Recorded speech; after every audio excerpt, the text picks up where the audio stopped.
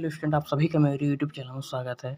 मैं आज आपके लिए पढ़ाऊंगा अक्षीय स्थिति में वैद्युत क्षेत्र की तीव्रता। ठीक है, पहले हम समझते हैं इसका डायग्राम। इसका डायग्राम है क्या, कहता क्या है इसका डायग्राम। ठीक है, तो इसका डायग्राम है, यहाँ पर एक मान लिया हमारा एक वैद्युत द्विध्रुव है। इस तरह से हम वैद्युत द्विध्रुव को बनाते हैं। इस तरह से ये हमारा एक वैद्युत द्विध्रुव है। ठीक है, इस तरह से ये हमारा एक वैद्युत द्विध्रुव है। ठीक है, और यहाँ बिंदु ए है और यहाँ बिंदु बी है। इस वैद्युत द्विध्रुव की जो लंबाई है वो 2L होती है, 2L। ठीक है, और यहाँ पर हमारा एक -Q आवेश रखा है और यहाँ पर हमारा एक +Q आवेश रखा है। ठीक है, इस वैद्युत द्विध्रुव का मान लिया मेरा एक मध्य बिंदु O है। ठीक है, और यहाँ से यहाँ तक की दूरी हम फिर कितनी रह जाएगी, ये L हो जाएगी, और यहाँ से यहाँ तक की दूरी भी L हो जाएगी। ठीक है, माना इस वैद्युत द्विध्रुव की अक्ष में कोई बिंदु P है। इस तरह से हम मान लेते हैं ये हमारा कोई बिंदु यहाँ पर है और इस बिंदु का नाम है P। ठीक है, अब +Q आवेश के कारण इस बिंदु P पर वैद्युत क्षेत्र की तीव्रता होगी वो बाहर की ओर होगी, मतलब कि निकलती हुई दिशा में। ठीक है, इसे E1 मान लेते हैं। और -Q आवेश के कारण बिंदु P पर जो वैद्युत क्षेत्र की तीव्रता होगी वो अंदर की ओर होगी, मतलब अंदर की ओर, इस तरह से इस वाली दिशा में। ठीक है, इसे हमने E2 मान लिया है।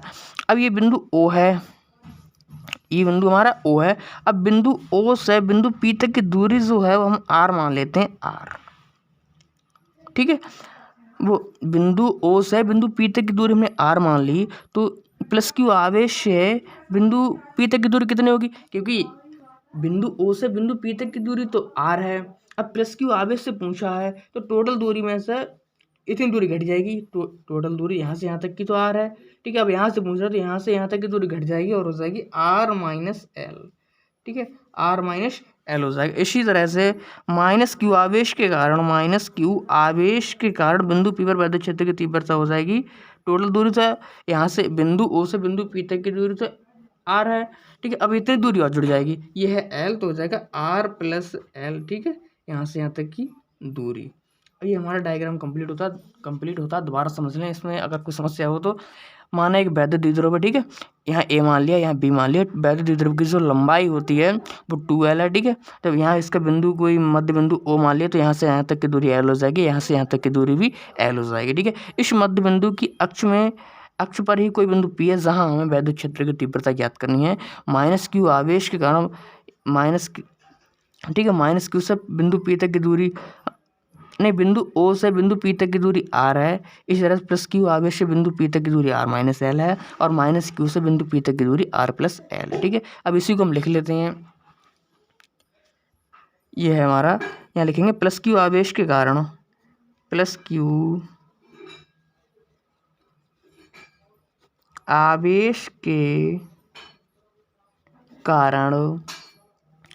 बिंदु P तक की दूरी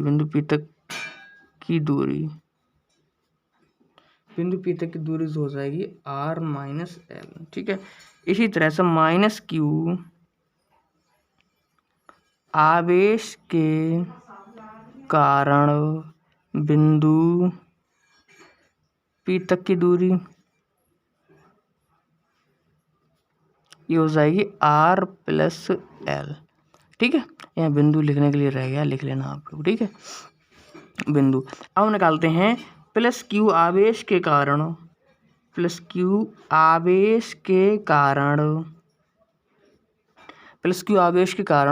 बिंदु P पर वैद्युत क्षेत्र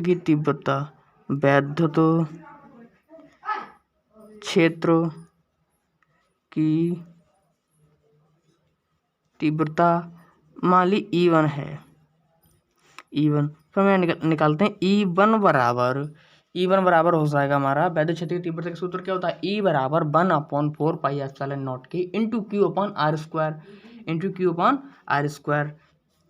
ठीक है, फिर यहाँ पर हम वो लिखते हैं 1/4πε0 के × Q/R²। यहाँ R की जगह पर है R - L का होल स्क्वायर, और ये हो जाएगा +Q आवेश के कारण है, तो उसकी जो दिशा हो जाएगी वो निकलती हो जाएगी, मतलब BP दिशाओं में, कह सकते हैं BP दिशाओं में।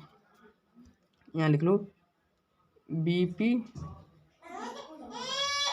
दिशाओं में, क्या हो जाएगा हमारा BP दिशाओं में। ठीक है, जब हमारा BP दिशा में हो जाएगा, अब इसी तरह से हम लिखते हैं -q आवेश के कारण, -q आवेश के कारण, -q आवेश के कारण, -q आवेश के कारण बिंदु P पर वैद्युत क्षेत्र की तीव्रता, -q आवेश के कारण बिंदु P पर वैद्युत क्षेत्र की तीव्रता, वैद्युत क्षेत्र। ठीक है, इसी तरह से हम लिखते हैं -q आवेश के कारण बिंदु P पर वैद्युत क्षेत्र की तीव्रता,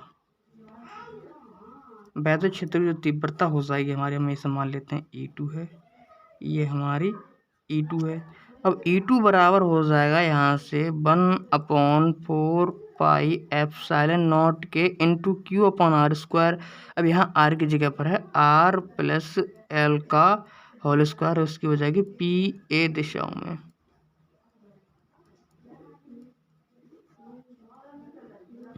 PA दिशाओं में। ठीक है, अब हम यहाँ पर लिखते हैं बिंदु P पर परिणामी वैद्युत क्षेत्र की तीव्रता। यहाँ लिखते हैं हम बिंदु P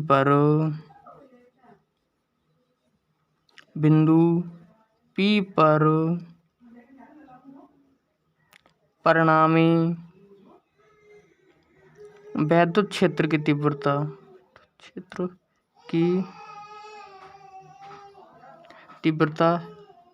E2 है। ठीक है, अब वैद्युत क्षेत्र की तीव्रता का सूत्र होता है E बराबर E1 माइनस E2।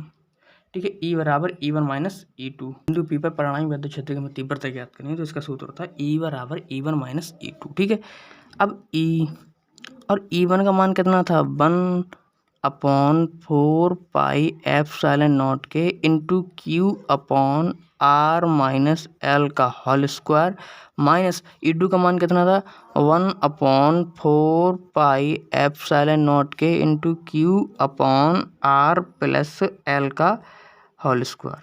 ठीक है, अब यहाँ से कुछ हमारा कॉमन आ रहा है, यहाँ हमारा कॉमन आ रहा है Q/4 पाई एप्सिलॉन नॉट के। ठीक है, ये आ गया हमारे यहाँ से कॉमन, तो यहाँ बच गया 1/R माइनस L का whole square minus 1/R plus L का होल स्क्वायर। ठीक है, E बराबर Q/4 पाई एप्सिलॉन नॉट के इंटू, यह हमारा लघुत्तम आ रहा है R माइनस L का whole square into R plus L का होल स्क्वायर। जब गुणा करके लघुत्तम लिया है तो इसकी हम क्रॉस मल्टीप्लाई करेंगे तो हो जाएगा R प्लस L का whole square minus R minus L का होल स्क्वायर। ठीक है, ये हो जाएगा E बराबर Q/4 पाई एप्सिलॉन नॉट के इंटू, ऊपर होल स्क्वायर खोल दो तो हो जाएगा R square plus L square plus 2RL minus, वो माइनस का जो ब्रैकेट में खुलेगा R square plus L square minus 2RL। ठीक है, अब नीचे ये हमारा वर्ग वाला सूत्र बनना है, ये हो जाएगा R square minus L square का होल स्क्वायर। ठीक है, अब E बराबर Q/4 पाई एप्सिलॉन नॉट के into R square plus L square plus 2RL minus, इस वाले माइनस का हम अंदर प्रवेश कराते हैं इसमें, तो जो पद प्लस का है वो माइनस का हो जाएगा, जो माइनस का है वो प्लस का हो जाएगा, और हो जाएगा R square minus L square plus 2RL। ठीक है, अब नीचे हो जाएगा R square minus L square का होल स्क्वायर। ठीक है, अब यहाँ कुछ कट रहा है, R स्क्वायर से R स्क्वायर कट गया और L स्क्वायर से L स्क्वायर कट गया। ठीक है, अब हमारे कंडीशन बच गई E बराबर Q/4 पाई एप्सिलॉन नॉट के इंटू, और यहाँ पर हो गया 4RL बटा R square minus L square का होल स्क्वायर।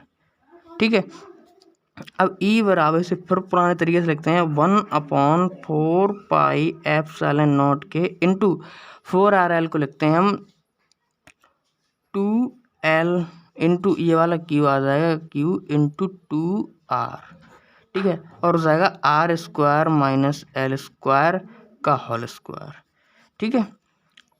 फिर हम लिखते हैं इसके लिए 1/4 पाई एप्सिलॉन नॉट के। अब 2QL को हम इकट्ठा करके लिख देते हैं 2QL इंटू 2R बटा R² माइनस L² का होल स्क्वायर, ठीक है। अब चूंकि हम यहाँ जानते हैं कि स्मॉल p जो बराबर होता है वो 2QL होता है, स्मॉल p बराबर जो होता है हमारा वो 2QL होता है, ठीक है। इस 2QL की जगह स्मॉल p आ जाएगी और कंडीशन हो जाएगी 1/4 पाई एप्सिलॉन नॉट के इंटू 2QL की जगह आ जाएगी p, तो हो जाएगा 2PR upon R² minus L² का होल स्क्वायर, ठीक है। अब यहाँ पर एक कंडीशन लगती है R is greater than L, then L² का मान R² की तुलना में नगण्य है, तब बिंदु P पर विद्युत क्षेत्र की तीव्रता क्या होगी।